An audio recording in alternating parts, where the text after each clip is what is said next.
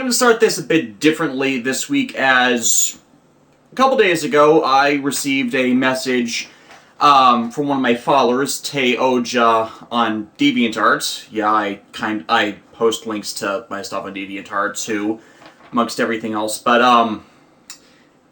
what he wrote kind of summarizes what's wrong with the series, so I'm just gonna reread the message he sent me. Stinger's whole reason for joining Dark Matter literally makes no sense. He said himself that his brother, Scorpio, betrayed him and his people. Scorpio is played by Yuki Kubota from Kamen Rider Gaim. It's nice to see him just not in this role and not in this show. Anyways, which is why he supposedly became a spy for the rebellion, pretending to be a mercenary, right to his superior's face. If Dark Matter slaughtered his people, why in the 9 constellations, that's what he says in here, would he ever consider working for them? For revenge? The guy who betrayed your people isn't there. And if the Kyuuranger's mentor had contact with him, even giving him the Seiza Blaster, why the fuck didn't he come down and talk to the other Rangers to let them know about this before then? Or talk Stinger out of his nonsensical quest for revenge, in the same way that Chomp has been after Stinger, by the way, which they don't put to rest in this episode. They don't clarify why he attacked Chomp's creator at all in this. That wasn't in this, but I'm adding in my commentary a bit. Where's I? Yeah, next line would have saved us a lot of grief. Yeah. And even as a spy, Stinger blows his cover. Even as a spy, Stinger absolutely sucks. He almost immediately blows his cover in episode 3 when he attacks Dark Matter, blows his cover again when he's on Earth, and only turns face because the kids he took hostage were going to be killed. Additional thing I have here, and they only became and the 2 brats that were made the focus of this episode only became endangered because he took them hostage instead of just using his sleep neurotoxin, which we already know he has, on them to fake that they died. Hell, an additional complaint from a previous episode, had they already known that Stinger's neurotoxin only puts to sleep or paralyzes people, and they created a cure already, which was a plotline in that previous episode, they would have immediately taken those kids out of danger by him doing that. Faking their death for the Dark Matter to get them completely irrelevant and out of action, and then, just focusing on the rest of Dark Matter's activities in this episode. That's all me, that's not in the thing. So, where was I?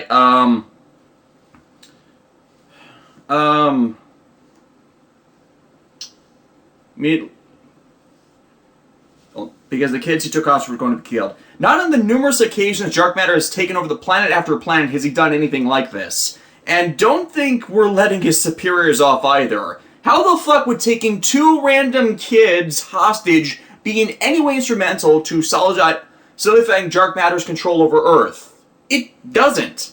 I need to remind you that all 88 constellations have been conquered. Numerous civilizations have been enslaved, exterminated, and wiped off the face of the universe. Yet, you're telling us that executing 2 snot-nosed brats is going to persuade the Kyurangers into giving up. And as for, Ron Bao, that is one hell of a dick move to pull in not telling him about this. You didn't bother including Champ about how Stinger is working for you. You didn't maybe tell Raptor about this, despite her being the one piloting the Orion and supposedly the guy's secretary that should know this information. Or even tell the Rangers, hey, maybe you should be careful not to be stung by the guy with the poison barbed tail since he kind of works for us. Stinger is essentially the space Sasuke Uchiha. He is an uber-talented badass who acts cold, treats everyone around him like absolute shit, and seeks his evil older brother for revenge. Yet we're supposed to root for him just because he doesn't kill children. In a season where countless people, both on Earth and throughout the universe, have most likely died because of this asinine scheme. This pretty much summarizes my feelings about this show right now, and pretty much why I'm dropping it in its entirety. It's just too stupid. Hell, this doesn't even address other stupid, contradictory shit that's also in the episode. Like, at the beginning of it, the other Kyuranger completely reverse their position on their entire ideology until Lucky steps in. Like, Like, what the hell? You're ignoring your entire mission because, as said by them, they all want to go track down Stinger. Stinger's working for Dark Matter. If you continue with your current activities, you'll run into him sooner or later. It's just... Why are you intentionally making your characters out to be wrong when what they're saying is in conflict with their previously presented character just to make Lucky right? This is why I hate the glorification of a character who is wrong within their own narrative, because it assassinates every other individual in the show and makes them horrible people when they normally are not. They're normally much better, but to put up someone that is so awful, you have to drag everyone else below him to make him seem better in comparison, and that's not what you should be doing as a competent writer. And that's what happens almost every time you have an idiot protagonist. I mean, I think One Piece is the only show still out there that avoids this, and simply because Luffy's idiocy is a character trait and not the entire character. He actually does think things through, but he's impulsive.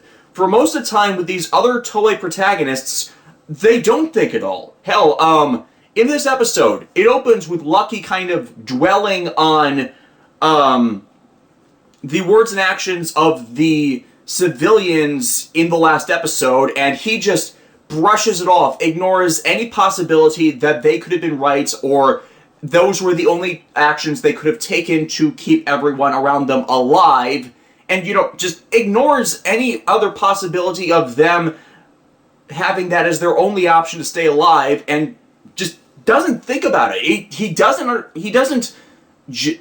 validate the possibility of this other perspective, and that is not what a hero should be doing. The hero should be, what's the phrase? What is the phrase I'm looking for? A hero shouldn't condemn out of ignorance from a situation they have never been in, but try and facilitate the creation of a situation where they no longer have to wallow in that despair. And this show is not justifying that because they're ridiculing what people just trying to survive had to do to even survive. And it's like everything Lucky does in this show feels wrong, even when he seems to be doing the right thing. As at the end of the episode, he's saying, "Let's give them hope," and all he does is kill one commander and a bunch of mooks. And how is that really inspiring hope when he's not actually addressing the root causes? Rephrase. They say everyone's in despair, but they're surviving. They're under dominion, but they're resisting in their own way by keeping themselves around and keeping their families alive. And this is the naive, immature perspective on all this. You don't understand what people have to go through to endure to themselves and their souls simply to keep themselves functioning. It's not like they're collaborators. It's not like they're acting like Stinger or Stinger's now introduced brother, where they're actively collaborating with these individuals. They're just trying to endure through this tyranny. So it's like despair and giving fully up would be to embrace dark matter and embrace that imperialism and tyranny instead of just working to get through it. You're an idiot is the short version of that, and I can't believe they're so derisive towards this when it's like it's completely not understanding the emotions involved in those suffering under occupation. And admittedly, I grew up in the U.S., so I don't exactly understand those feelings either, but I don't even really have an idea of it. I just have, I've watched stuff on the subject and seen, or or not just seen, heard from people who have lived through that, and this is nothing like they're trying to impart here, and it's so frustrating that they're ignoring this because it's Sentai. This is the Super Soldier show where they're supposed to be fighting this kind of thing, and they're ignoring the inherent themes of this with just hope being enough. Their actions being enough when this episode entirely undermines an essential part to defeating an organization like this, inside information. Because now, with Stinger officially being outed as the spy and joining the team, well, not fully joining the team, he's still off doing his own thing, but he's active, but he's no longer... His cover in the amongst Dark Matter has been blown completely. Dark Matter now knows he's a traitor and a double agent and a spy, and if this show is in any way actually acknowledging that and the competence of their enemies, then they will know about this. They will never trust Stinger again. He will not be able to provide them any information on Dark Matter for countering their efforts, meaning that this entire war effort against this organization that has already conquered the galaxy, they now no longer have any inside information on their activities. Hell, Stinger being a spy technically would have explained away why they had to head to Earth, because Stinger learned of it being the highest producer of this, harvester of this planesium energy they need for their war efforts. And Stinger's continued involvement could have, as the spy, could have, one, taken him off the table for a while until, Dark Matter finds out on it on their own, instead of having this stupid confrontation because he wants to save two kids that he put in danger himself. And without him, they don't know what Dark Matter's doing. They have to attack and just see if they can't figure it out on their own, when, had Stinger remained undercover, he could have eventually led to that revelation from inside Dark Matter's own information network. Hell, it could have even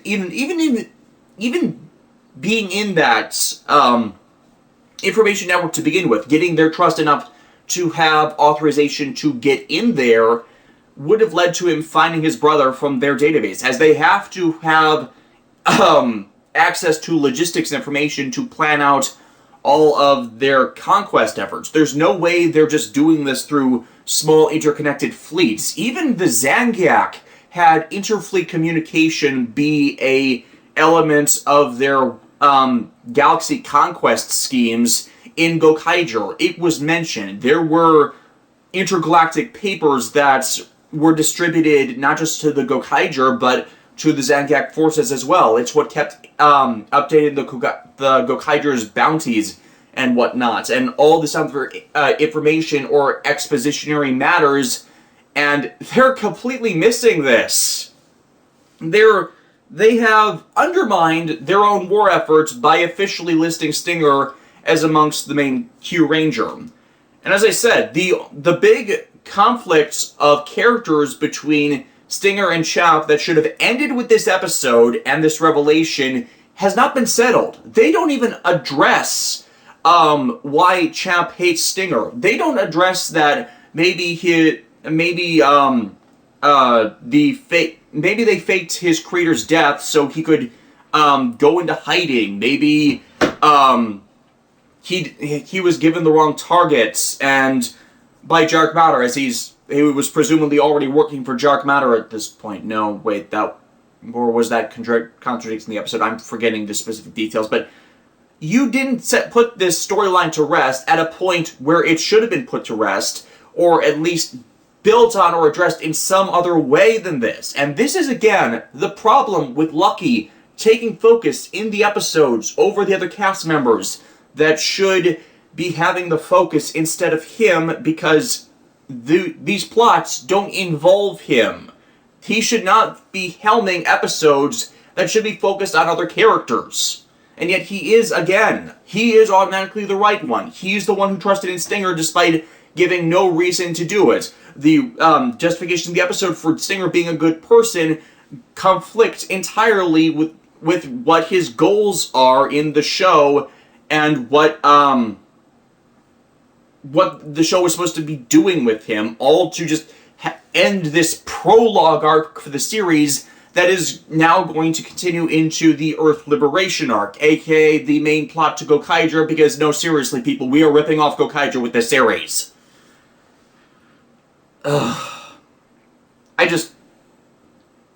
There's so much stupid here, and it didn't need to be this way at all. What happened? You have some of the best suits, ever made for Super Sentai. They're all cool, they're all unique despite the over-colorization. You got the chest armor, you got little cybernetic bits, you got the brace morpher, you got the belt transmitter of toyetic items, you got a really cool multi-form weapon, you have excellent musical scoring, you have excellent mecha design, and hey, they're actually giving attention to the mecha fights in this show. Admittedly, most of them are fucking CGI, so it's once again the problem of you're not really giving time to having the suits in action at all, fighting amongst each other. You're just relying on stock footage and really easily manipulatable CGI models, so that is still a problem, inherent to a problem of modern Sentai, but the stuff is cool, and with the Scramble City toy line, you have a lot of variations on that stuff. Admittedly, it's probably expensive to make all the parts for that for the suits, but at least they're getting some good use of them. You have all of these things that are in the show's favor, and your main character is crowding out anything likable about the rest of the cast. You are not developing them, or if you are developing them, you are doing it in ways that are ultimately emphasizing negative aspects of the character, or them acting just as stupid and unlikable as Lucky. Raptor last time had the whole thing about her delusions, which conflicted with the prior 3 episodes' expression of her character in those scenes as the responsible one. Now she's no different from everyone else. What's her name? Fucking hell. Cammy. Seems like she's the competent one, but they've given her no focus. We've had Lucky in most of the episodes, so even though she was there before him, and yet she's encouraging by laughing at all his antics. Spada could have had something and focused on Raptor, but he's got nothing. The best characterization we had for him thus far is in one of the side videos, because he was otherwise derided by prioritizing Raptor's health and safety over her joining in as a battle companion, even though if she ever gets harmed in battle, like Lucky was encouraging to do, she won't be able to get fixed and she will eventually die. Ugh. Champ, as I said before, had the whole thing about his backstory messed up between Lucky's focus and the Stinger arc. Garo's whole thing with his world and being jaded after that cataclysmic loss was thrown out simply because Lucky told him to, and now he's the happy-go-lucky puppy.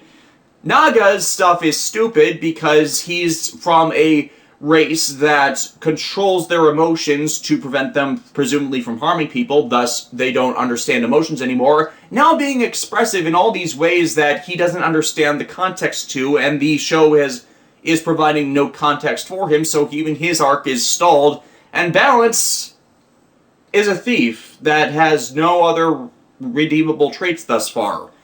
So, what the hell? It's just, you put all of these people in the show with a quirk and have yet to actually give them a character, or you sabotage your own efforts to develop and showcase that character. This is this is not how you do this. I mean, I'm working on scripts for Double right now, and Ryu Terui's introduction arc had him be an unrepentant asshole, but in 2 sentences, you understand why he's acting like that with the context of he's still in mourning for his family, and since they follow up on that a lot with his following arc, and how they develop him to not be a psychopath with his obsession with killing anything with potential ice powers, you show how he changes from that. And Sentai used to have that kind of thing, where the character quirks didn't override a character story and character journey. What happened to that? So, as I've said elsewhere, I think this is a culmination of Toei's other problems as of late with the Sentai properties, in that they don't know what their audience is. The audience they think they have is having anything they want to do superseded by parental watch groups.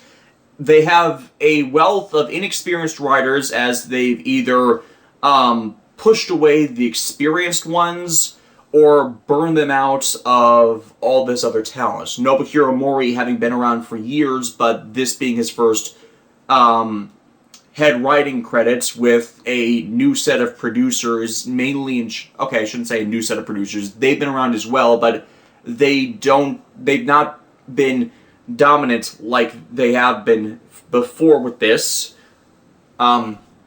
Excuse me if I'm wrong on that. I don't remember producers as well as I do writers, as you usually don't know what the influence is of a writer or a producer meddling with the creative process in this. But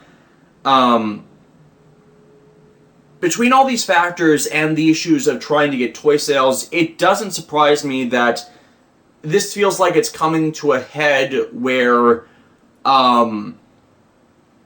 the actually well-written show last year didn't garner the attention it needed after the burnout from all this sillier stuff, and Ghost not working well as a lead into it either, since Ghost was bad. So we have them thinking that they need a sillier show. But you can do sillier shows. Double is a very serious show, for example. Kyuuranger is a very serious, very silly show. But the writing is just... What is wrong with all of these things that have simple ways to fix them? Put Lucky in the show less. Put more focus on developing the other members of the cast. You have all of these alternate story paths for properly showcasing your plot points, and you're ignoring them. You're ignoring years and years of science fiction tropes you're playing off of, but not the ways that made them work. And I just don't want any parts with this series anymore, because it's just going to be weeks and weeks and weeks and weeks of me fucking complaining and ranting and raving off the top of my head, and I don't want to be that negative person. So I originally said I was going to last through Ryu Commander, but it's been so bad that I don't want anything to do with the story and the series anymore. And you know why this irritates me so much this week?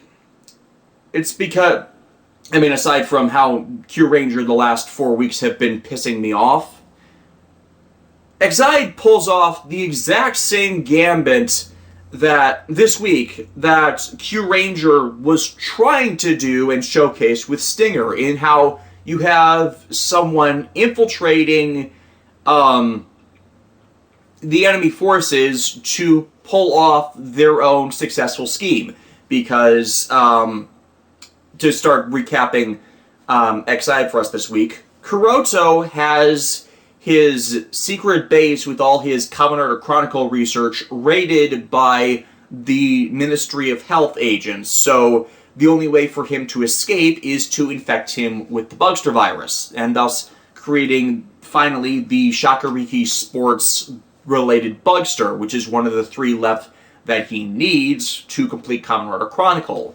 His infection with a Bugster virus allows him to avoid arrest by the Ministry, where he would pretty much end up dying in prison, and lose any chance to complete his plans by the expectation of the CR doctors to cure him to remove the threat of his Bugster virus manifesting. And amongst all this, we get exposition on his backstory, his motivations, and how he and he alone is responsible for the propagation of the Bugster virus, as it's revealed in this episode.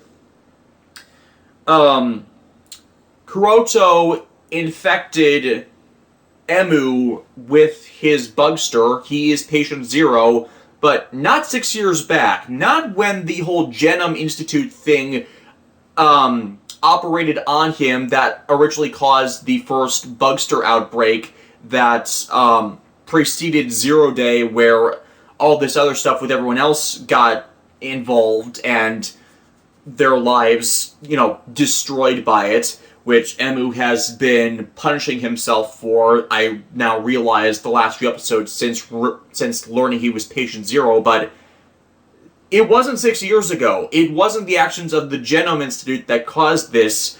He is patient 0 from 16 years back, from when Kuroto first discovered the Bugster virus, and then sent a CD containing a game that had the Bugster virus infecting it, and infected Emu then. Then, 6 years ago, that surgery was to harvest the maturing Bugster virus from him, through which he could begin his mass infections to get monsters through the greater means for this same Kamen Rider Chronicle project. He's been playing an insanely long game. No pun intended. But what got him set on this in the first place was Kuroto being angered by a fan letter Emu sent after his surgery, since Genom Corp's games helped him, tying back to Dr. Hinata and him giving Emu the Wonder Swan. The games helped Emu through his recovery, so he got the idea of sending in game ideas, and despite them being childish drawings, Kuroto saw a creativity in them that outclassed his own. And so this angered him into starting all this. It's why he became the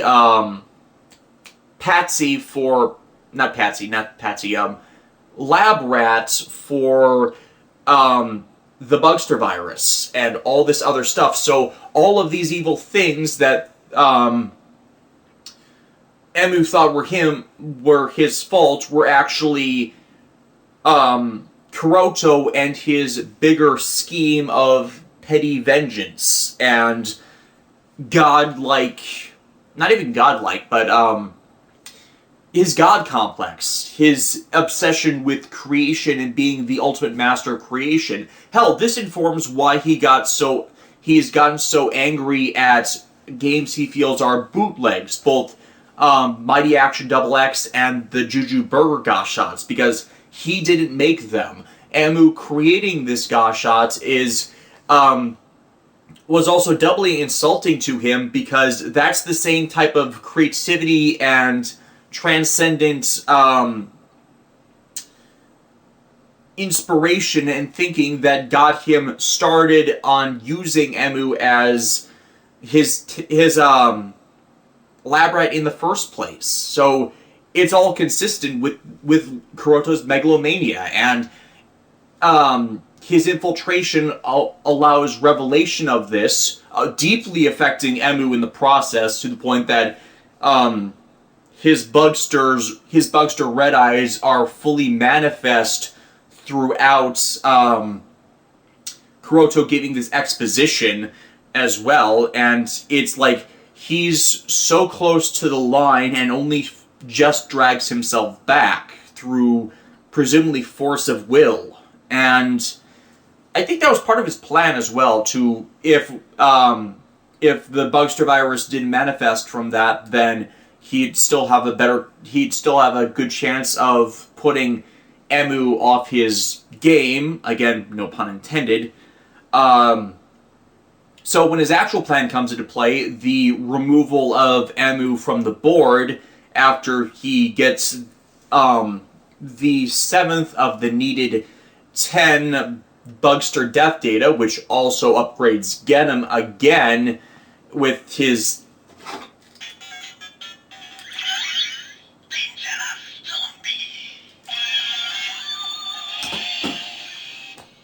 dangerous zombie Gashet, so it's actually stronger than level 20 now. So it's actually all of these points for someone infiltrating and achieving all of their own goals without at all self-sabotaging his own actions, that when you put the two together, it contrasts heavily where Kyuranger is going wrong, where Exide is getting better and better as its story's now been allowed the time and attention in it to develop instead of rushing it. I mean, certainly Kyuranger could be suffering from the exact same thing, but I doubt it for several reasons. One, this has not been a problem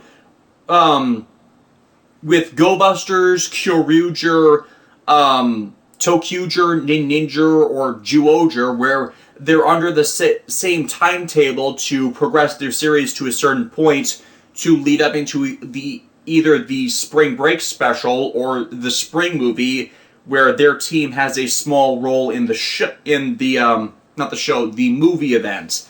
So, they need to have gotten to a point where their show can include the things that end up being seen in the event or movie. No, they haven't had that problem. Juodra's not that the problem. Ninja had its own problems completely separate from this. Tokuger's cast, okay, they had developmental stuff, but that just led to the general problems of it. Kyuurager's problems in its early episodes were simply them cutting the wrong parts of the episode to focus more on the main story, which kind of compromised other problems with the show. But none of these problems have been seen or can be justified in the same way of just trying to rush past this thing. They had the time. The movie did not control the production of this like, say, Kamen Riders has been since Wizard moved the timetable for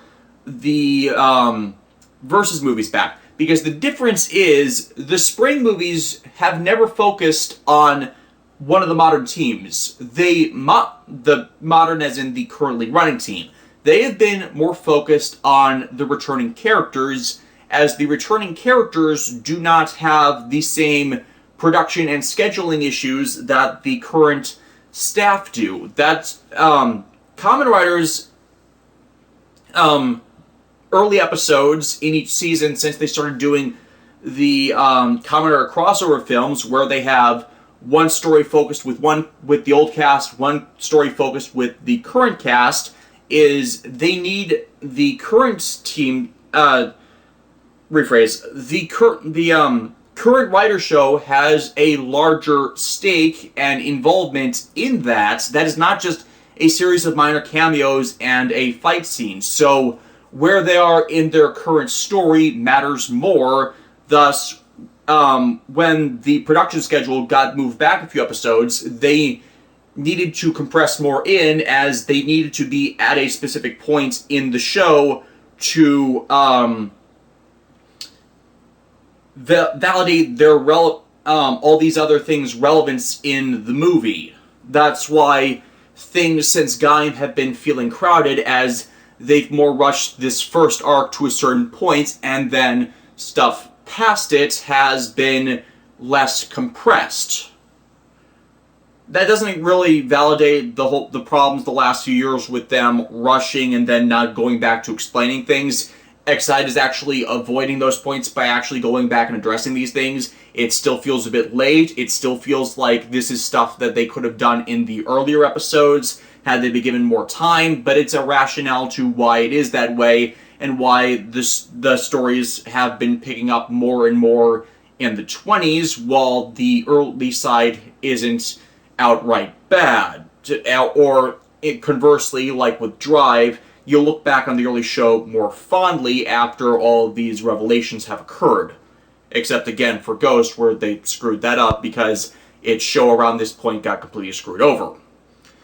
But that is definitely a contrast to why X-Side has lost all of its early problems, whereas I don't see that happening for kyuuranger, because the problems in previous shows, like Ninja, like Toku, like kyuuranger, like Go Busters, and even like Zyuohger, were consistent throughout their production. They never really lost issues with the show, and never recognized that they were things that needed to be corrected very much, or very often, or their attempts to fix them just only made things worse. And I know I'm not really contrasting between them well, but that is why that is the difference. I don't see, from the track record of the last few years, kyuuranger getting better than this. I don't see them getting smarter that with their utilization of these plots that I've seen done elsewhere, everywhere. Every other piece of science fiction media that's involved the things that kyuuranger is attempting has done them better, and if they're not even going to try, then why should I care about the show? So that's why I'm exiting here.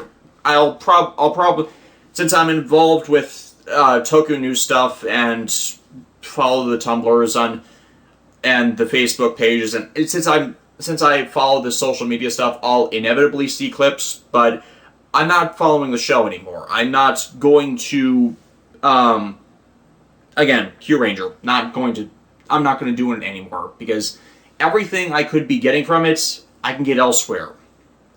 Done much better. I can get, again, X-Side, doing much better this year. So, I guess that's done with my ranting for the most part on that. Additional X-Side things. Maximum Mighty X. This is how you do a mid-season power-up. The story arc for it, at least. As they bring back in information Kyria was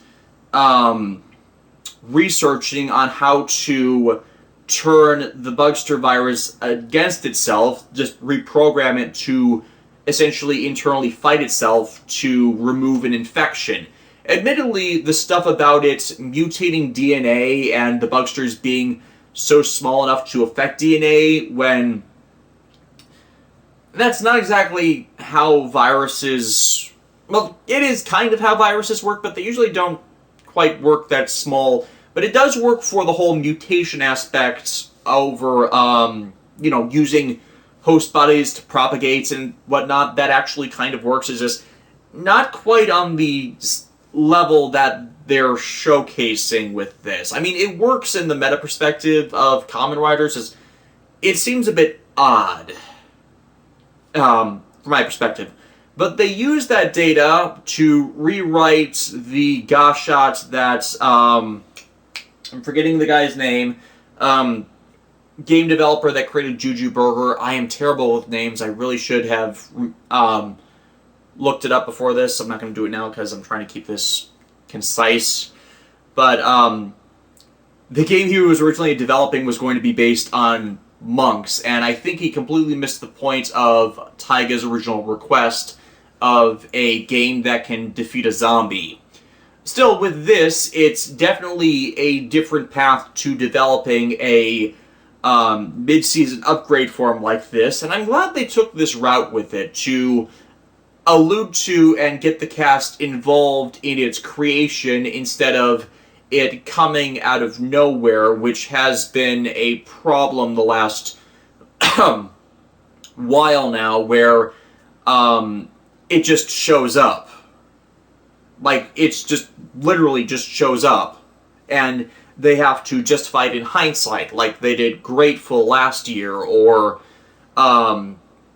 I don't think Kachidoki did that, but they did do it with Drive, where the formula upgrades were just sequestered away in preparation, but considered too dangerous to use. So, yeah, this is a better seeding of that item than has been done previously, and I like that. And I like how they don't have it really active yet. No one can use it yet as it hasn't been initialized. So there's probably just another component to why Emu is the only one who will be able to trigger it, and it's likely tied to his own advanced bug-storing infection, or him being patient zero that's needed to jumpstart the entire antivirus installed in this device. So I'm looking forward to seeing next week how they're going to do that. Especially with Emu's gamer driver being corrupted, but I don't see why that's such a big thing, since they probably have spares at Geddon Corp, and admittedly Don has taken over the building again as his base of operations with his zombie bugster minions controlling the place, but that's not as big a restriction, considering they could just infiltrate the place and grab a spare driver if they exist, because the other workers there need to know if they've developed any others, because it would be smart to have spares in case something like this even happened.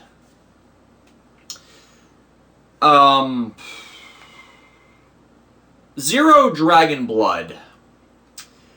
This is a bit of a turning point here, as it kind of explains away some of my issues with Alice and her idiocy the last few, well, over the series. She has apparently been possessed by, or influenced by, the spirits of the dragon, as when they look through the photo book she left behind for Rei a couple episodes ago, they find that imprinted in all of the images is parts and pieces of a larger Makai drawing of a dragon. So,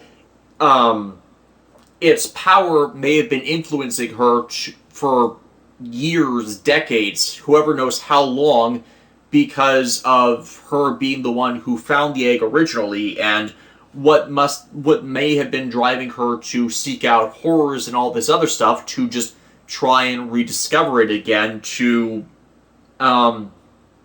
encourage it to back into existence. She may just be a pawn, and that validates most of my general irritants with her and her asinine actions, if it was not so much from her own will, but with that being caused by another power influencing her. I think I kept using that word, but that's pretty much the point. I like that, as it does salvage the character a bit for me if it's not entirely her fault, and it's validated as not entirely her fault, instead of, the story excusing her actions, which happens more than I like in the shows I've been watching lately.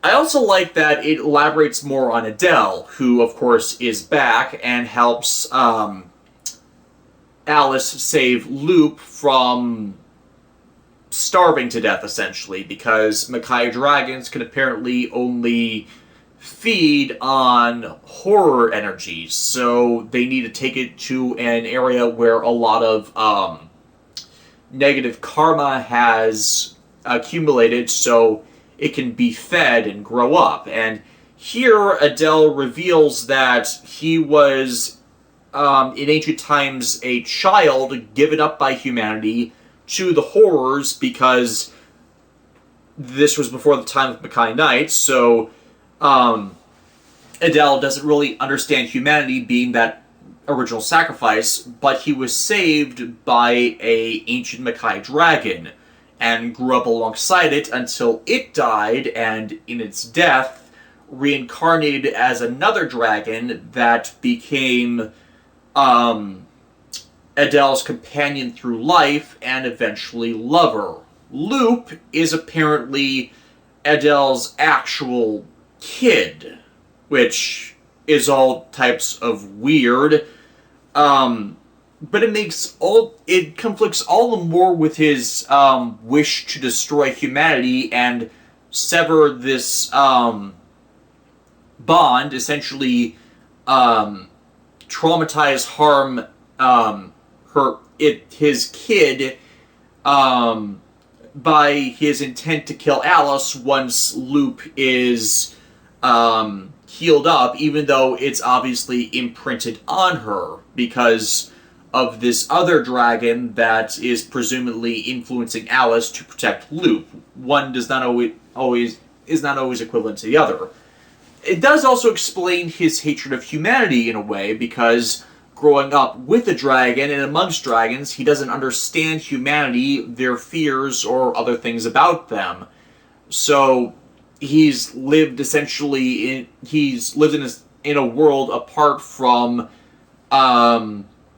his own kind. And again, to contrast this with Toei's use of these things, this is actually how you do the whole Amazons thing, as opposed to Amazons, which had, Amazon Omega, kind of become the villain of his own series. Not going to get into that.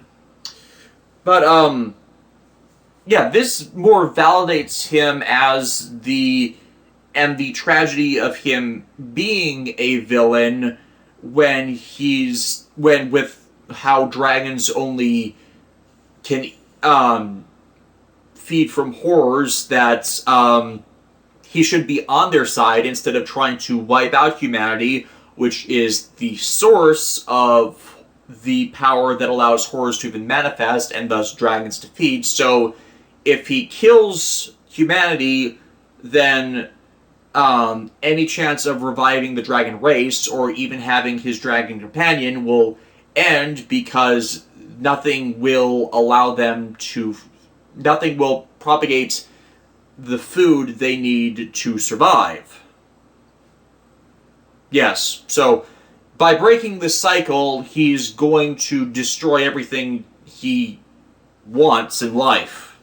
He wants the dragons to become the dominant species on the Earth again, and that won't happen if humanity's gone. Yes. This is, of course, entering the end game for the series, and whether this Makai dragon will even exist past this series, or will it just be a casualty of Adele's madness? Because I don't quite remember why he hates humanity in all this. Is it like, did they kill his dragon wife or something? I'm betting that's going to be revealed soon, because that would kind of facilitate his hatred in all this, and the kind of death of his heart, so to speak. So, I'm actually curious. In one episode, Zero Dragon Blood twisted all of my prior condemnations to actual nuance within the show's own narrative that I didn't see before. Admittedly, that's kind of how Garo does things with that kind of thing. And developed the motivation behind its antagonist. So, this is the maturity I wish other shows would go with, but they really haven't fully done that in a while, so mulligan. But yeah, that's it for Kyuranger for me. I'll be continuing on with Exide. I doubt Zero is going to be on the air much longer, but hey, either way, these vlogs will be becoming much shorter, as next 45 weeks I'm not dealing with Sentai bullshit at all. If you're enjoying Kyuranger, all the power to you. It's just, this is the line for me. I'm not going to dignify myself with more anger and torment when I could be working on other things. So, that's it for me. I will see you all next week.